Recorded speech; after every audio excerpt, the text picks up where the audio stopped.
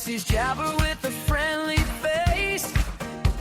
Welcome into your favorite space. If it's on his mind or it's in the air, and you've got a minute, drag up the chair. It's a little bit of this, a little bit of that. Stay a while and enjoy the chat. Jesse's Jabber, Jesse's Jabber. Time goes by, life goes faster. Take a minute just to clear your head. Maybe there's comfort in the words that he says. Going through life with his kids and his wife. Throws in sports and some PS5. No hot takes, he just shoots it straight. Just a regular guy at the end of the day. If you found your way through the endless noise and clatter,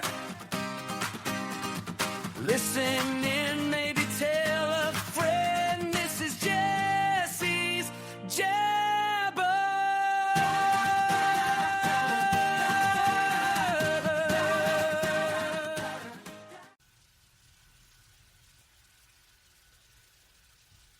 Welcome in.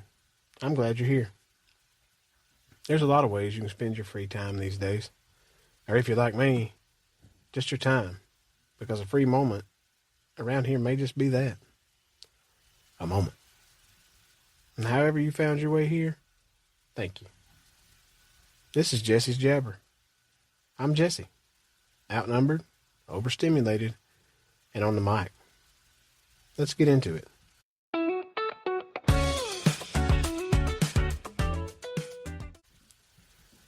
Let's do a quick status check. It's Friday evening. The Great White Whale, the family 15-passenger van, it's finally parked. We survived another Monday through Friday grind. And somehow, all 12 kids are accounted for. I think. I've been trying to get this first episode off the ground for a while now. Planning it, scrapping it, starting over. And eventually I realized there's no perfect way to do this. The only way is to just start talking. And that moves right into one of the thoughts for this show. Life doesn't slow down or wait for perfection. It just happens.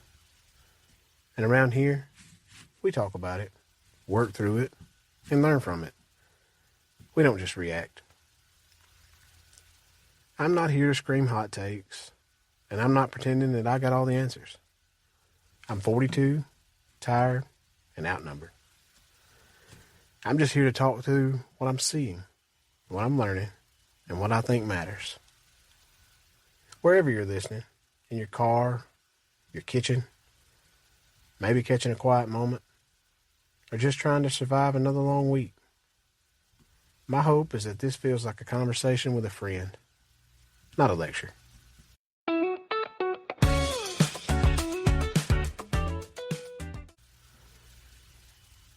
So it's officially the off season. The national championship is behind us, and the confetti's been swept up. And while we're in that weird off-season space, when optimism and anxiety live in the same house, or in my house, they share a room, the landscape looks complicated. There's been a lot of chatter in the college football world about way too early polls, whether a program is up or down. Personally, I think we spend too much time rating and not enough time evaluating. Turnover happens. The transfer portal feels like a playroom where nobody wants to clean up. But this is also the time of year where a head coach gets to fully steer his own guy. And that matters. However he got him there, scholarship, transfer portal, maybe even a walk-on. Reloading matters. Culture matters. And what I'm looking for is not where a team's ranked at the moment. It's how they think, how they prepare, how they respond when the expectation feels heavy. That's what'll land them in that end-of-the-year hunt for one of those coveted 12 playoff spots. And whether you're a Tide fan like me, roll Tide, or not, that's a lesson worth of hearing. The external noise is loud, but your internal compass is louder if you let it be.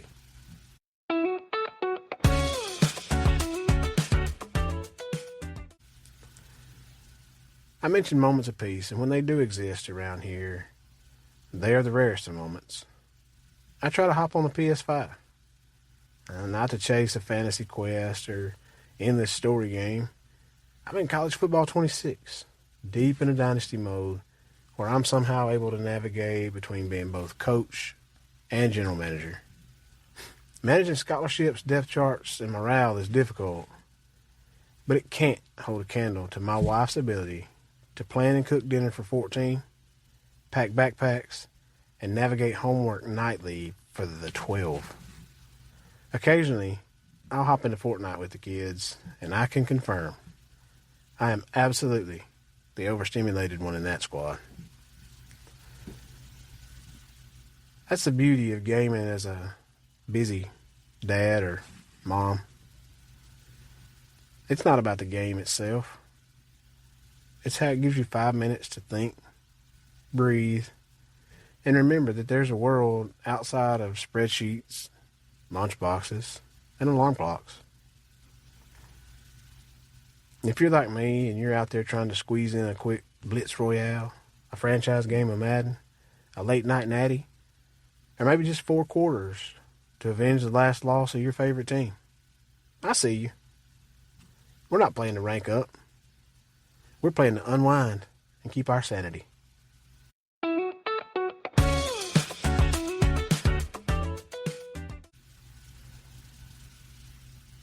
And now let's redirect. This segment, it's directed more toward reflection. We'll call it driver's seat derivings. Because some of the best wisdom, it doesn't come from the loud moments. It comes from the quiet ones. I was driving this week, thinking about how quickly time passes with kids and friends and goals. And I realized something. Progress doesn't always look like progress from the outside. Sometimes it looks like consistency. Sometimes it looks like showing up again. And sometimes it looks like surviving a long Tuesday and still having something left to give.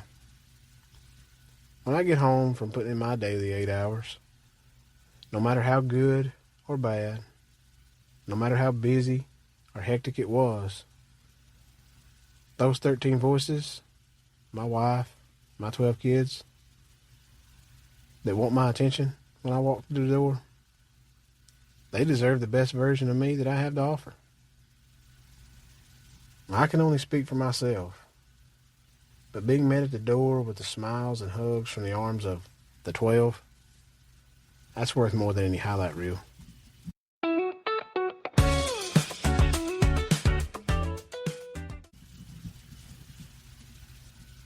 Along those same lines of reflection, Super Bowl 60 is now in the books. The Seattle Seahawks beat the New England Patriots 29-13. Behind a powerful defense and a gritty performance. Seattle's defense, it dominated. They forced turnovers and set the tone. But here's the thing that matters more than the score. Championships aren't won in moments. They're earned in habits. And I love football because the lessons are loud, but the truths are quiet. A team's identity shows up in how they react to adversity. Multiple defenders for the Seahawks were injured throughout the regular season. A player's legacy, it's built over seasons, not just games.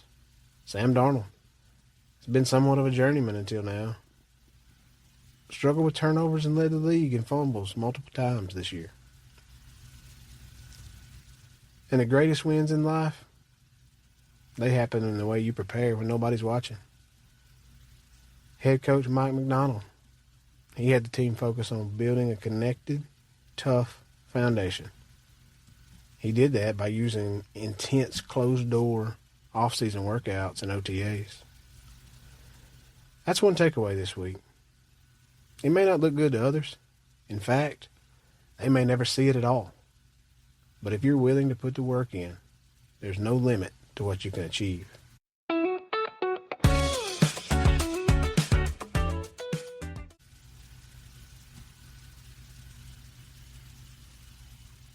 Hard work and preparation, that doesn't always guarantee victory or success. And that was the case for American Olympian Lindsey Vonn. After tearing her ACL just 9 days earlier, American Lindsey Vonn clipped a gate in the women's downhill just 13 seconds into her run in Milan. She suffered a broken tibia and was airlifted off the mountain. Imagine putting in the work and preparation it takes to compete in the Olympics, only to tear your ACL just days before the competition begins. And as gut-wrenching as that was, life just kept coming. The 41-year-old skier put in the work, effort, and training to be ready for Olympic competition, knee brace and all, only to be dealt a possible career-ending injury mere seconds into her effort. I don't know about you, but by then, I'd be feeling lower than a snake's belly. But the post on her social media profile, that showed quite the opposite. She posted a heartfelt message stating she has no regrets, and she related her effort and training into a very meaningful life message. The crash, catastrophic. But in her social media post, she reminded us that success is getting to the starting gate when the world says you shouldn't be there. And failure, it's only found in what ifs that come from never trying at all. We often view resilience as getting back to normal. But her journey shows that resilience, it's actually the evolution of a person. She didn't try to be the 20-year-old version of herself. She maximized what she had as a 41-year-old. My reflection? You don't need to be perfect or fully healed to chase a goal. You only need to be willing to give 100% of what you have left at the end of the day.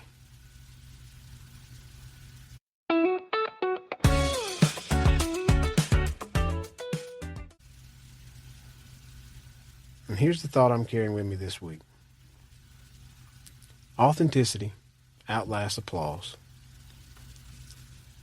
Most of life doesn't happen under bright lights. It happens in the hours you spend without an audience. At the dinner table, on your commute, in the moments when you're trying to raise good humans and do your job with honesty. If this week felt heavy, that doesn't mean you're failing. Usually means you're doing the hard part, the part that matters the most. I know your time is valuable, so thanks for hanging out with me. It's been good to talk it through, but my few minutes of peace are officially up. I can hear the volume rising in the family room. It's time for me to switch from on the mic to outnumbered. I'm going to go see if all 12 kids are still actually accounted for. My money's on mostly. If you're heading into a weekend that feels more like a marathon than a break, just remember, consistency is the win. Show up, give what you got left, and go find a quiet moment for yourself if you can. You've earned it. I'm Jesse. This has been Jesse's Jabber. Outnumbered, overstimulated, and on the mic. Drive safe, hug your people, and we'll talk again soon.